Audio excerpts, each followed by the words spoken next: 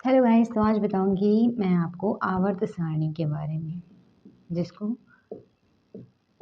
बारे में जानना बहुत ज़रूरी है। देखिए, आवर्त सारणी जो होती है ये समझिए तत्वों का वर्गीकरण है।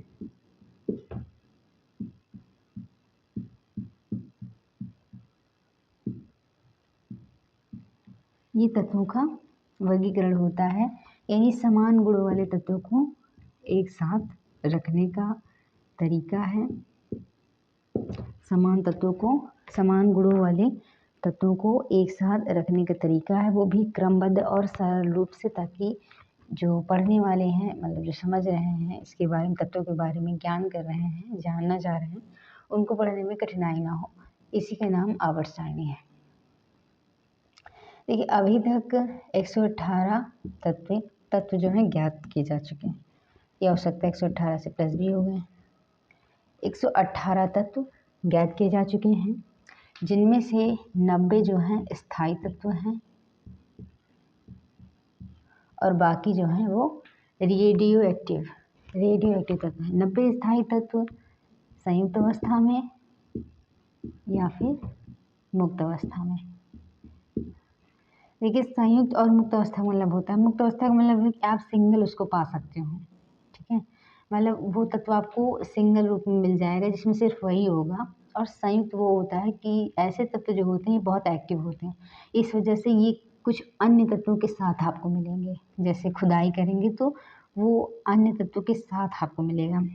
और जैसे कॉपर फेरस या कॉपर पायराइड जिसे कहते हैं, इसमें कॉपर किसके साथ है? लोहे और सल्फर के साथ, ठीक है। तो इसको संयुक्त अवस्था कहेंगे। और मुक्त अवस्था में आपको गैस नॉर्मली मिल जाएंगे।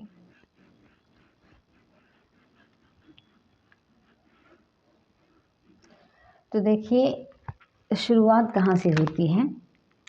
वैसे तो एक रशियन वैज्ञानिक हैं जिनका नाम है मेंडेलीव। ये एक रशियन साइंटिस्ट थे, इनका नाम है मेंडेलीव। और इनकी जो आवर्त सारणी दी गई थी वही उसको ही आधार बना के आज माना गया है। यानी इसमें बहुत सारे परिवर्तन किए गए हैं, संशोधन किए गए हैं, लेकिन ये बेस था इसलिए इनको क्रेडिट जाता है, ठीक है। इन्होंने जो नियम दिया था वो 1869 में दिया था, 1869, ठीक है। 1869 में इन्होंने आवर्त सारणी दी थी और उस आवर्त सारणी उस समय ज्ञात 58 तत्वों के लिए थी, ठीक है। इससे पहले कई सारे साइंटिस्ट आए थे, जैसे न्यूलैंड, इन्होंने भी जो है बताया था कि मतलब इन्होंने भी आवर्त सारणी को कुछ क्रम दिए थे। और भी बहुत सारे साइंटिस्ट थे जिन्होंने कोशिश की कि एक आवर्त सारणी तैयार की जाए तत्वों के लिए, जिससे आप उसको आसानी से पढ़ सके और समझ सके। लेकिन मेंडेलीव की जो आवर्त सारणी आई थी इसके बाद से ही मतलब ये मान्य है, ठीक है, ये मान्य हो गई। इसमें ही संशोधन करते गए और आज की जो हमारी नई दीर्घाकार सारणी है वो मेंडेलीव की सारणी में ही परिवर्तन करके बनाई गई है। देखिए, मेंडेलीव की आवर्त सारणी के बारे में कुछ समझते हैं।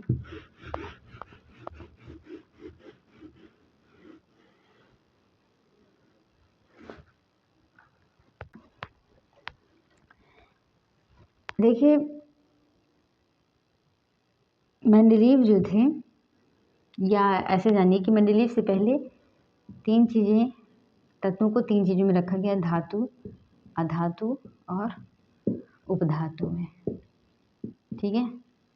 धातु जो चमकीली होती हैं, जिनमें आघात वर्धनीयता का गुण पाया जाता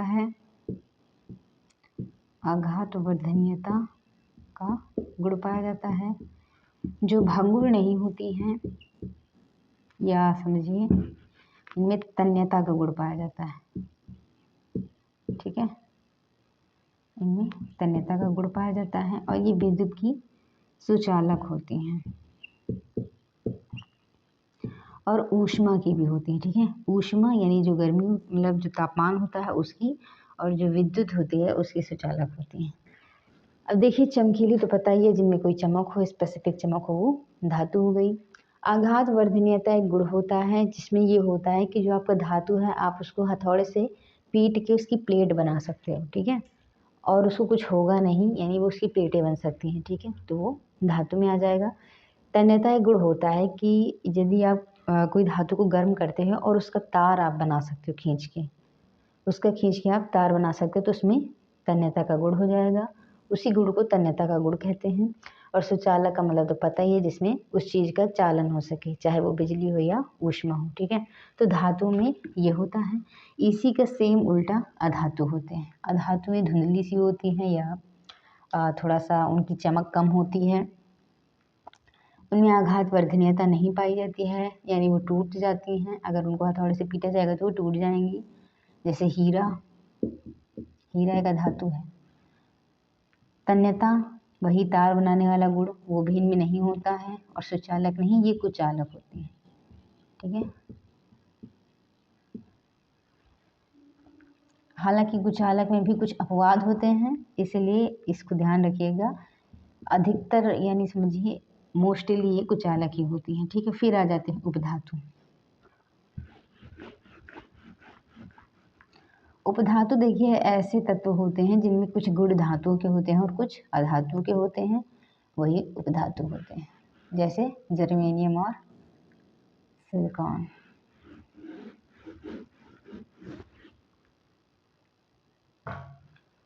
अब देखिए मेंडलीफ ने जो आवर्त सारणी दी थी वो 1869 में दी थी और उस टाइम लगभग 58 तत्व ज्ञात थे। इन्होंने बताया था कि यदि तत्वों को उनके परमाणु भार के बढ़ते क्रम में रखा जाए, तो एक निश्चित समय अंतराल बाद समान तत्वों की पुनरावृत्ति होगी,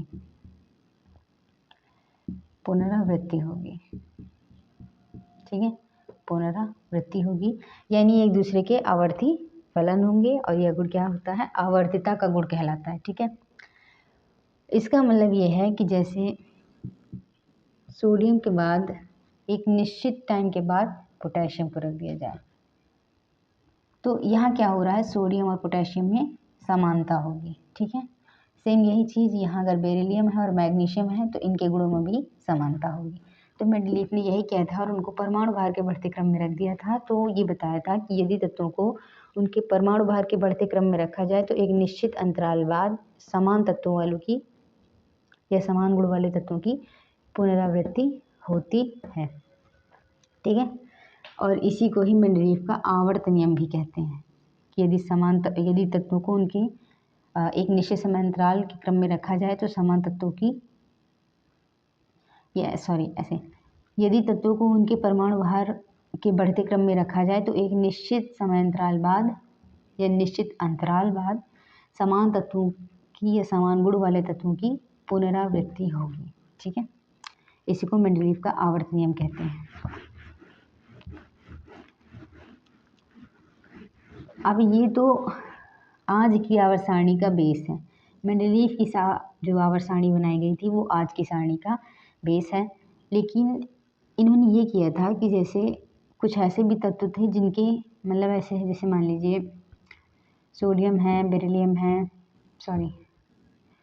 है, मैग्नीशियम है, एल्युमिनियम है, सिलिकॉन है और फास्फोरस की खोज नहीं हुई, तो इन्होंने उसको ब्लैंक छोड़ दिया, ठीक है। और उसके बाद वाला जो आया मतलब जो उस बराबर उसमें था उसको रख दिया, यानी उन्होंने ब्लैंक स्पेस खाली स्थान छोड़ दिया था ये सोचिए कि जब भविष्य में इन तत्वों की भी खोज हो जाएगी। और हालांकि इन तत्वों की भी खोज अब हो चुकी है, ठीक है। ये उन्होंने उस टाइम बता दिया था कि ऐसा मतलब प्रकृति में वो तत्व भी होंगे जो इसके बाद आते हैं, यानी जो इन रिक्त स्थानों को भर देंगे। मेंडलीफ की आवर्त सारणी तब तक चलती रहती है जब तक समस्थानिकों की खोज नहीं होती है। जब तक समस्थानिक की खोज नहीं होती है, संभारिक की खोज नहीं होती है और एफ ब्लॉक के तत्वों की खोज नहीं होती है। एफ ब्लॉक के तत्वों की खोज नहीं होती है तब तक मेंडलीफ की आवर्त सारणी चलती रहती है। लेकिन जब ये आ जाते हैं मतलब इन सब की खोजें हो जाती हैं। तो अब ये बात आती है कि इन तत्वों को कहाँ रखा जाए, क्योंकि इन्होंने जो तैयार करके दिया था उसमें ये सब नहीं आ पा रहे थे, उन्होंने इसके लिए स्पेस ही नहीं छोड़ा था। तो यहाँ फिर साइंटिस्ट आते हैं, मोजले और चैडविक। मोजले और चैडविक 2 साइंटिस्ट हैं। इन्होंने एक नई सारणी तैयार की, इसी मेंडेलीव की सारणी में परिवर्तन करके, और इन्होंने जो बेस बनाया वो बनाया परमाणु क्रमांक को। इन्होंने जो आधार बनाया वो परमाणु क्रमांक को बनाया, और मेंडेलीव ने किसको बनाया था? परमाणु भार को। तो सेम वही चीज़ इसमें भी होता है कि यदि तत्वों को उसके परमाणु क्रमांक के बढ़ते हुए क्रम में रखा जाए तो एक निश्चित समय अंतराल बाद समान गुणों वाले तत्वों की पुनरावृत्ति होती है, या एक दूसरे के आवर्ती फलन होते हैं। ठीक है, उसी गुण को आवर्तिता कहा गया, और जो अब परमाणु क्रमांक के ऊपर जो नियम बना उसको आधुनिक आवर्त नियम कहा गया। ठीक है,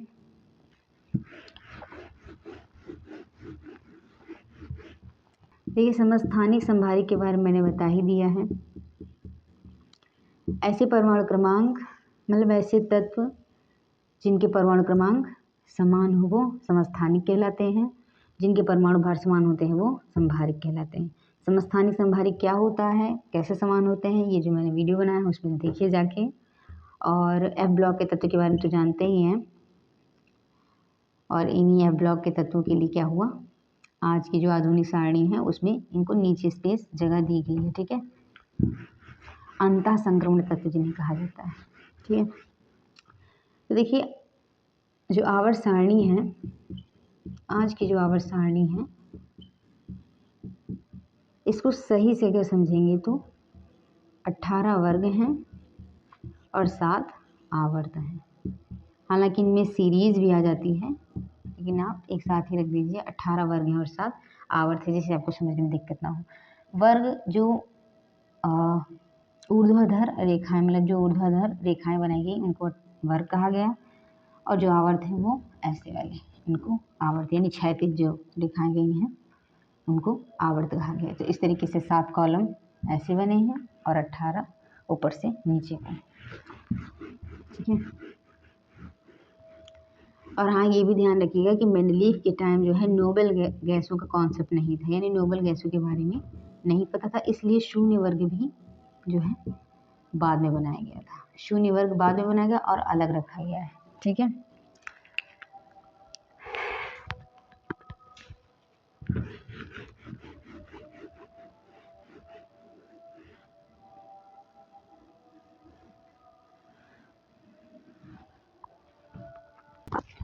देखिए क्वेश्चन आ जाता है मेंडेलीव के आवर्त सारणी के दोष, यानी ऐसा क्या हुआ था कि इनको क्यों नहीं माना गया, मतलब इन्होंने जो आवर्त सारणी दी उसको पूर्ण रूप से आज नहीं माना गया। तो अभी मैंने बताया था इनके टाइम में समस्थानिक नहीं ज्ञात थे, तो इन्होंने इसके लिए कोई स्पेस या जगह सारणी में नहीं दी। संभारिक नहीं ज्ञात थे, तो संभारिकों के लिए भी कोई जगह नहीं थी। ए ब्लॉक के तत्व नहीं थे, नोबल गैसेस नहीं थी, तो इन सभी के लिए जगह भी नहीं थी। यही इन सभी के इसके दोष हैं। और आवर्त सारणी में तो आज हाइड्रोजन, ये हाइड्रोजन का जो स्पेस है, जगह है, ये आज की दीर्घाकार आवर्त सारणी का दोष भी है। ठीक है, थैंक यू फॉर वॉचिंग। कल जो मतलब जो नेक्स्ट वीडियो है वो होगा दीर्घाकार आवर्त सारणी, जो कि हमारी आज की आवर्त सारणी है, जो हमारी आज आवर्त सारणी चलती है, जो प्रेजेंट टाइम में चल रही है, वो है दीर्घाकार आवर्त सारणी। इसी आवर्त सारणी के बेस पे हम सब कुछ पढ़ते हैं। इसी में आएगा आयनन विभव, जिसे आईपी कहा जाता है, इलेक्ट्रॉन बंधुता, इलेक्ट्रॉन एफिनिटी जिसे कहा जाता है, विद्युत ऋणात्मकता, इलेक्ट्रोनेगेटिविटी जिसे कहा जाता है।